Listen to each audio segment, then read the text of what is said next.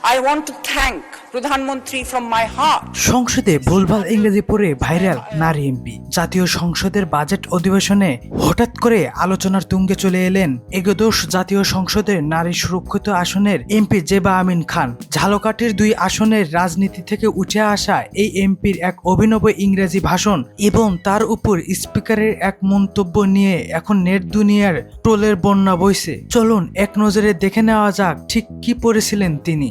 1600 square mile of kacha rasta.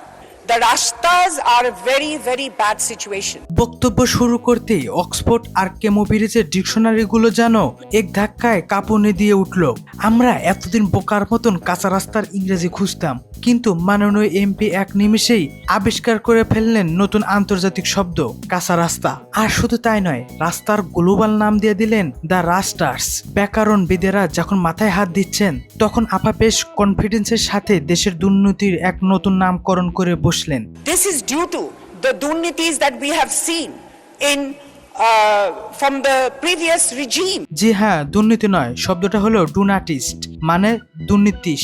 Medical সায়েন্সে যে কোনো রোগের শেষে যেমন আইটিস থাকে, তেমনই হয়তো দুর্নীতিকে এক সামাজিক মহামারী ভেবেই উনি এই ঐতিহাসিক শব্দ বানিয়েছেন। তবে মজার ব্যাপার হলো, ওনাকে যেখানে অন্য সবার চেয়ে বেশি অর্থাৎ পুরো 8 মিনিট সময় দেওয়া হয়েছিল, তবুও ওনার বক্তব্য শেষ হচ্ছিল না। তিনি স্পিকারের কাছে আরো বাড়তি সময় চাইলেন, আর তখনই স্পিকার মহোদয় হাসি মুখে ওনাকে এমন এক খোঁচা দিলেন যা এখন সামাজিক যোগাযোগের মাধ্যমে বছরের সেরা পাঞ্চ লাইন হয়ে গেছে। আমি ফার্স্ট আপনার বাড়তি সময় শেষ হয়েছে, আগামী বছরের জন্য প্র্যাকটিস করতে থাকেন। স্পিকার সরাসরি বলেই দিলেন আগামী বছরের জন্য প্র্যাকটিস করতে থাকেন, অর্থাৎ এই বছরে ইংরেজিটা যেন ওনার ঠিকঠাক জমেনি সেটা স্পিকার মহোদয় বেশ ভালোভাবে বুঝিয়ে দিলেন। এর আগে দ্বৈত নাগরিকত্বের অভিযোগ নিয়ে নির্বাচন কমিশনে টানাটানি হলেও শেষ পর্যন্ত জেবা আমিনের এমপি পদ আটকে থাকেনি। তবে সংসদে এসে তার এই ভাঙ্গাচোরা ইংরেজি আর স্পিকারের লাইভ ট্রোলের শিকার হওয়া সব মিলিয়ে জেবা আমিন এখন সোশ্যাল মিডিয়ার প্রধান কন্টেন্ট।